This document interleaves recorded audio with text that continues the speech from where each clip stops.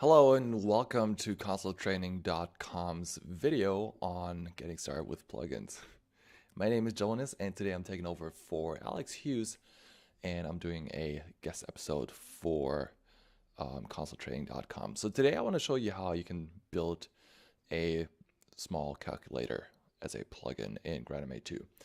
And just for warning, this won't really affect your show programming in any way, but it should give you a good start into plugin programming and show you that it's not that hard. Just like everything in grandMA2, you kind of have to take it one step at a time, and then eventually you get the hang of it. All right, before we get started, the show file is free for you to download in the video description. So if you want, you can pause the video right now, download the show file, and then just follow along like that, or just watch through the video and then download it afterwards. It's really up to you. All right, let's get started. I'm just going to open up my show file for today, and it's a pretty basic setup. We have the command line feedback. This is the monitor, plugin pool, and macro pool. This is usually my standard programming setup for plugins. All right, and to get us started, it's actually really easy. We just tap on an empty plugin field, and that's it. Here we can see the first thing about plugins, and that's whenever you start something, or whenever you write these two hyphens, whatever you write afterwards will be ignored. So these are the comments in Lua. That's how you can comment your code. Make sure to make heavy use of comments. Describe what you're doing in the code. That will really help you understand your code, even if you come back to it months and months later. And you would be surprised by how much you won't be able to recognize your own code anymore, your own thinking, after you haven't touched it for a while. All right, so what I'm going to do right now is start with a classic programming example, and that's try to output hello world. Let me explain what I did here. So first of all, I defined a function. A function is sort of like, I don't know how to describe it. A function is something that takes parameters, or not. In this case, it doesn't take any parameters, and then it executes code for you. So this is your basic unit of encapsulation for code. Then what I do is I use the grandMA functionalities. There are quite a few, and we're going to take a look at those in a second. I'm going grandMA.feedback, and that's going to output something onto the command line input. And then it outputs a text. This is also called a string, called hello world. And really important, whenever you build a plugin, it expects you to return at least one function, and that's the main function of your plugin. So in this case, we're returning hello world. And again, we're going to take a look at what other method you can return here in just a second. Now let me rename that real quick. I'm just going to call this hello world. All right, now when we execute this, we can see hello world just like we expected it. All right, now before we continue to start building our calculator, I want to show you something real quick. There's actually a reference plugin in MA2, so you will be hard pressed finding any documentation in the official grandMA2 manual, but instead what you have to use is this example macro. I'm just going to create a macro here. Let's say import example plugin. Right, and I'm just going to slot.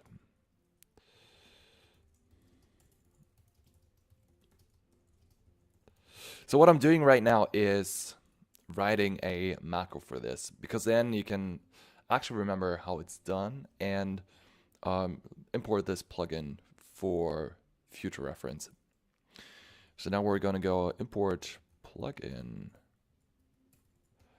Let's just call it plugin 1 at plugin slot, and then we're going to set the slot variable to Pretty much nothing. All right. I want to import that to slot 18. And there you go. It's called plugin 1. Not a very creative name, I guess. They could have called it reference or something. But this is the complete this is the complete example plugin where you can see right here, for example, you see start functionality that calls up other functions. Like I mentioned before, that's your basic encapsulation unit of code in a way. And then what it does down here is it returns that main function plus the cleanup function, which is optional. Most importantly, however, is the reference down here. Currently implemented functions are. So if you scroll through here, there's a ton of functions that you should definitely check out. And for most of these, you actually have example code up here. So this is your best place to dive deeper into plugin programming and see what is possible with this. So let's get started with building our plugin. And at first we're going to write a macro that will actually not really do that much. Let's say function calculator. Now I'm just going to define a variable for 2 numbers, because in a calculation like that, we're just dealing with 2 numbers for now. Obviously, if you use a calculator, you can enter as many functions as you want. And if you're up for that, you can go ahead and later on, after the video ends, implement that. But for now, we're just going to take 2 numbers and an operation. And then we're going to see if that works. All right, and just a small comment on these. By saying local, what I do is I define a local variable. And this variable will only be available inside of that calculator function, if I remember it correctly. So this is a great way of programming without running into collision issues. So if you remember macro variables in grandMA2, for example, are global. So sometimes it can happen that you have multiple macros that kind of use the same variable name, and then all of a sudden you have weird results. So by using local, this problem is kind of, apprehended. No, that's not the right word. So you kind of get around that problem a bit. All right.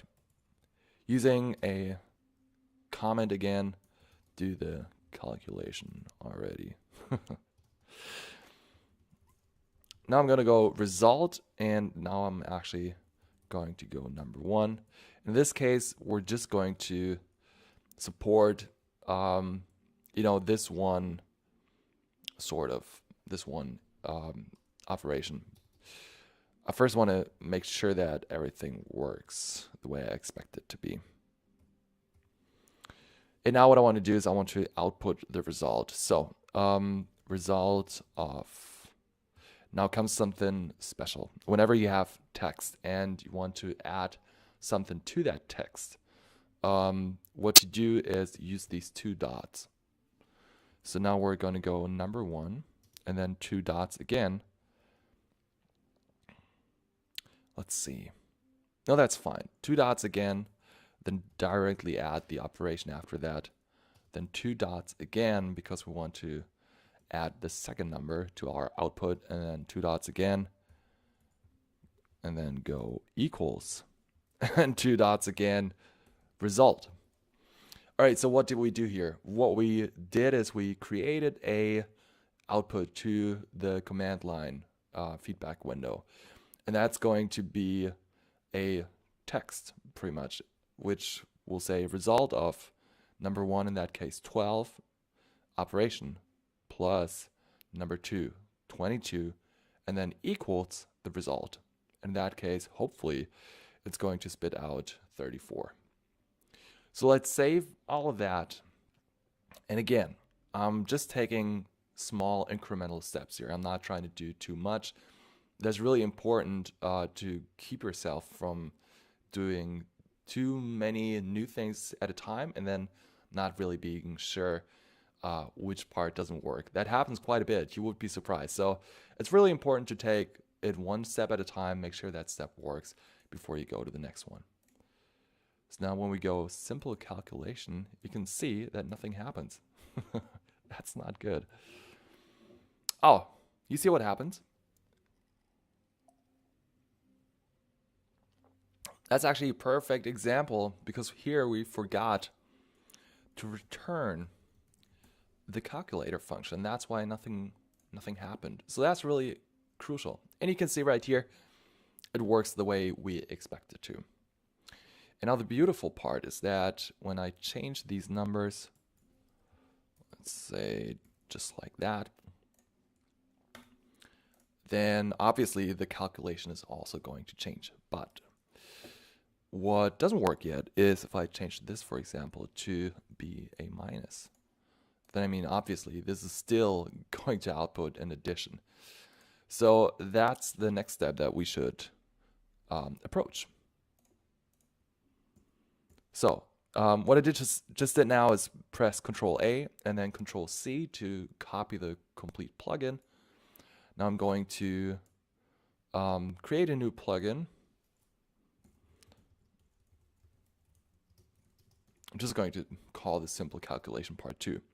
Again, pressing Control A and now Control V.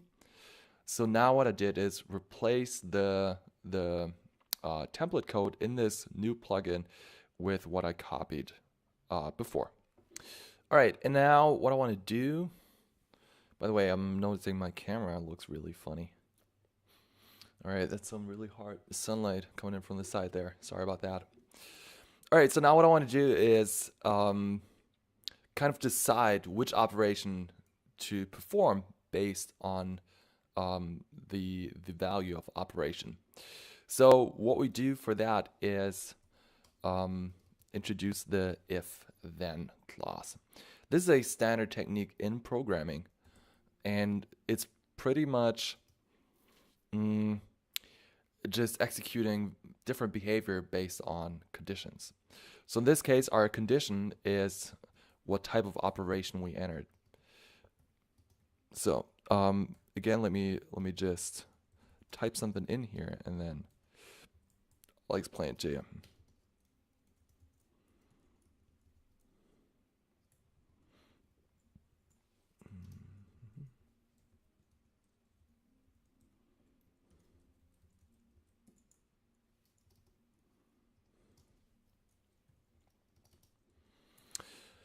All right.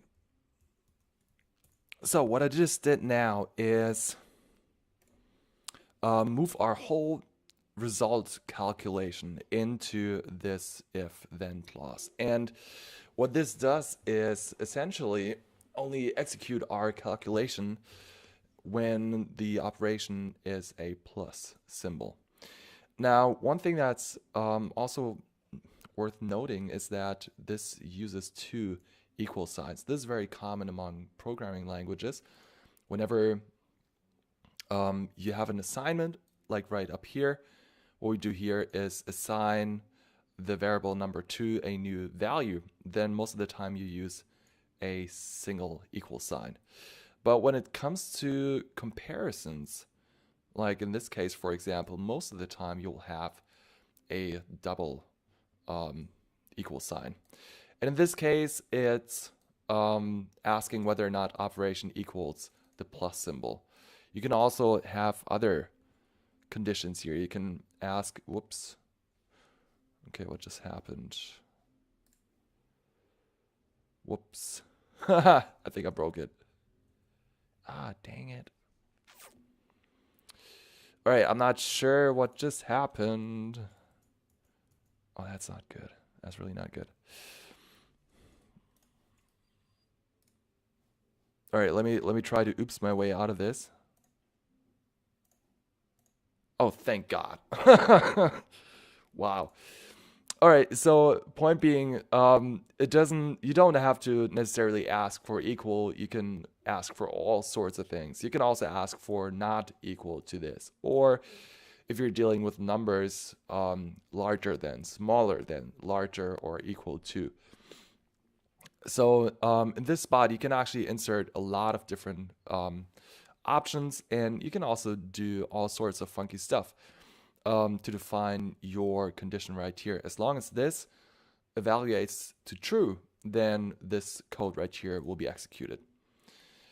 And now for, come on, save. Now for our basic case, this doesn't change anything. If I'm executing this plugin with the values that we had in there before, it doesn't really do anything differently. But now watch what happens when I insert a minus symbol. All of a sudden it doesn't execute anymore because the operation that we chose just is not the addition anymore. So what we have to do now is actually ask for all of the other cases. And for that, I want to introduce a second statement, and that's called else if. Let me just look that up really quickly in my cheat sheet.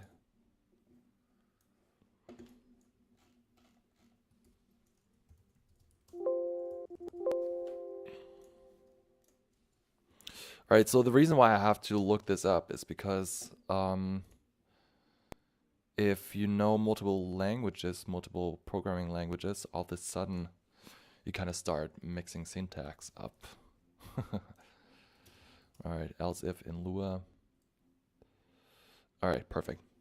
So this is the right syntax. In Lua, what you write is else if. So this is asking pretty much, hey, if it wasn't a plus symbol, then maybe it's the minus symbol.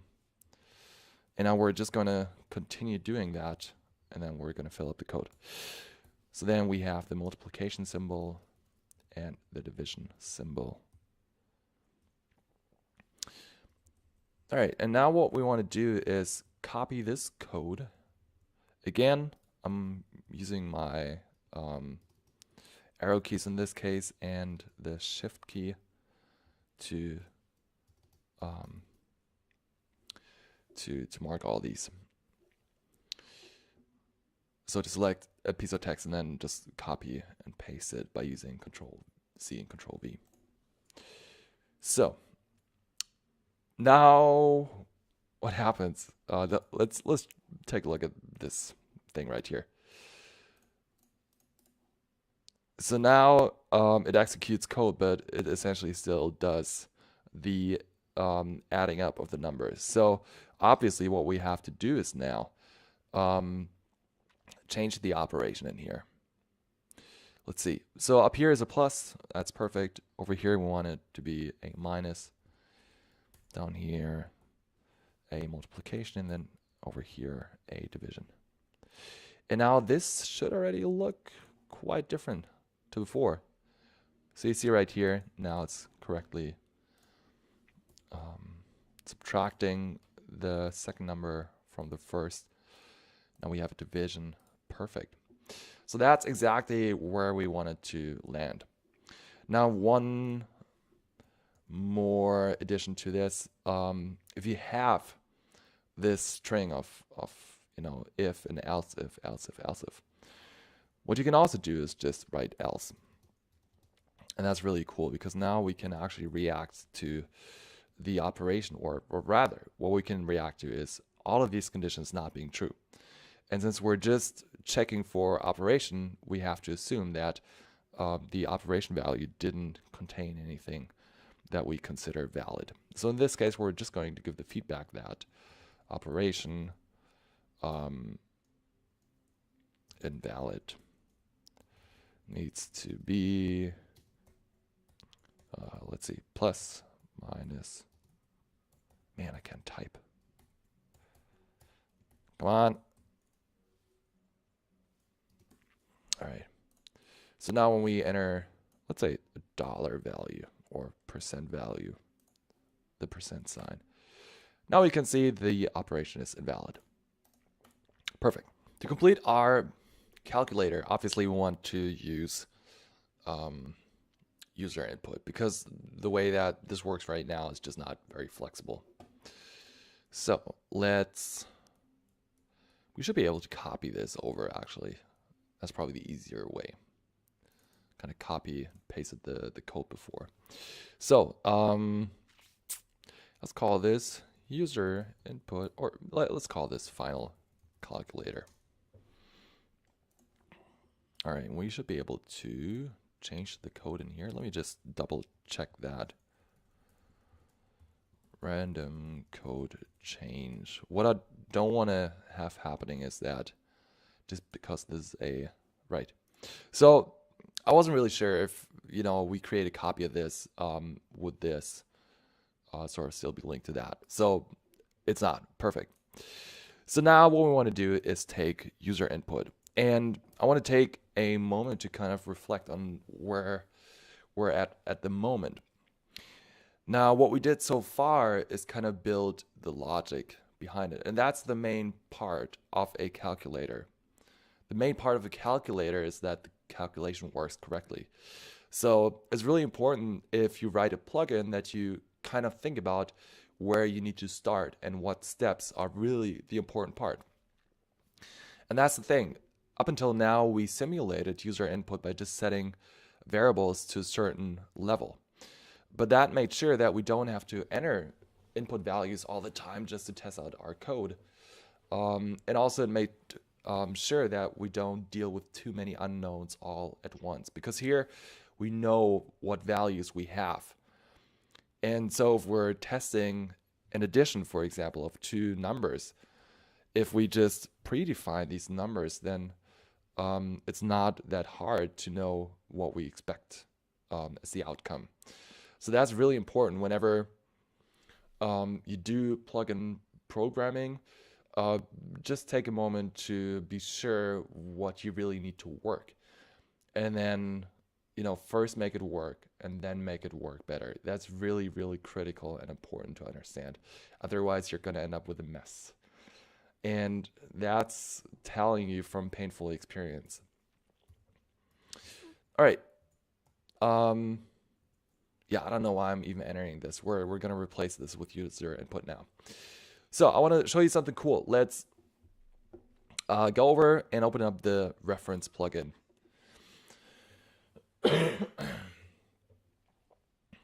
Now, when we scroll down in this reference plugin, we can actually find a text input function right here. So that's really what the reference plugin is great for, because you can see here you can get a text input just like in macros. All you have to specify is a title. Whenever you see this syntax, by the way, so these square brackets, it just means that the second parameter over here is optional. So you don't have to include that, all right? So in this case, we can just give it a title, and optionally, we can already pre-fill the text input. And also what's really important is that the result that we get back is string. So a string of characters, which is text. And that's something we need to make sure we take into account.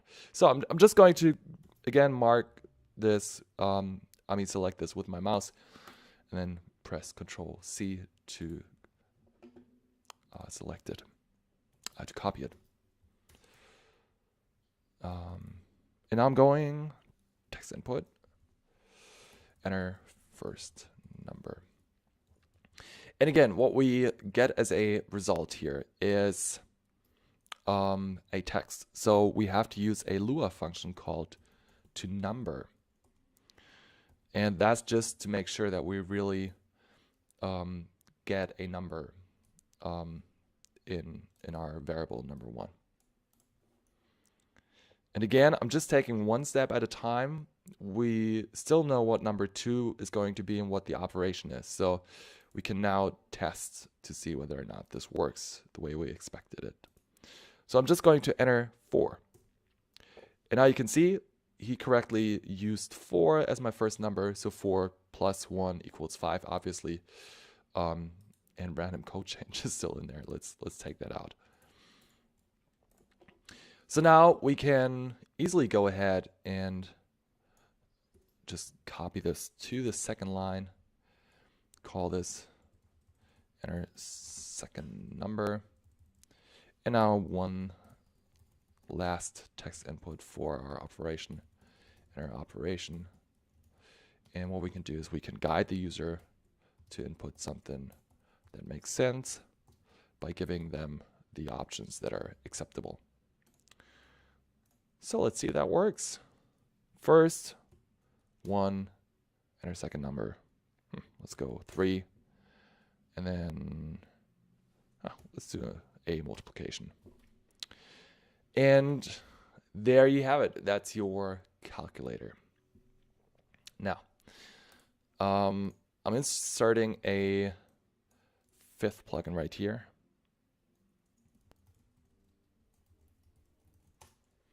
Endless calculations.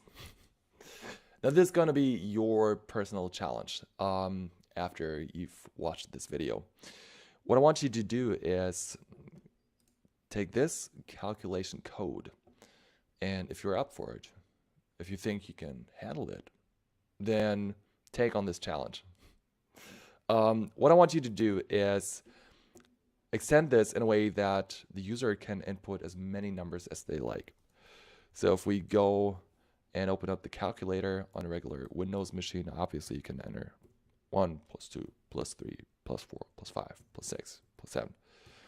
And only when you enter the equal sign or press enter, then it will give you the result. Now, one thing that you won't be able to do, probably, I don't know, maybe, you can see over here that it goes on to show you the calculation that it's doing. I think that's not really going to be so possible. I think what instead you should be doing is kind of have a temporary result. So whenever the user enters a new number, you know, you're just going to add it up or subtract it from the temporary result. And then only when they enter an equal sign as the operation, you're going to output the final result. It's actually going to work with the help of a loop. So just Google Lua loops, and then you should be able to come up with a solution. And I hope this makes sense, what I'm asking you to do here. Just to be sure, I'm going to implement this plugin as well. So once you have a solution, then make sure to compare it to this plugin. If you don't have a solution, then maybe also take a look at the solution so you can kind of see where you got it wrong. But I really encourage you to try to implement it first, because then you will have a completely different understanding for what kind of problems you need to solve in order to get this challenge right. All right, and that's basic plugin programming for you. It's a really, really deep rabbit hole, to be honest. You can do a ton of stuff with these plugins, but the great thing about it is that, you know, you have a set of standard programming tools that you just don't find in macros. So these should really open up a new world of possibility for you. And I really hope that you enjoyed this video. If you like this video, then also make sure to check out my own YouTube channel. You can find it at a guy named Jonas on YouTube. If you have any questions, leave them down in the comments or hit me or Alex up on Twitter. I'm not even sure Alex is on Twitter. All right, enough of this video. Don't forget to download the show file in the description. And thank you so much for watching. My name is Jonas, and I hope to see you soon. Have a wonderful week. Bye-bye.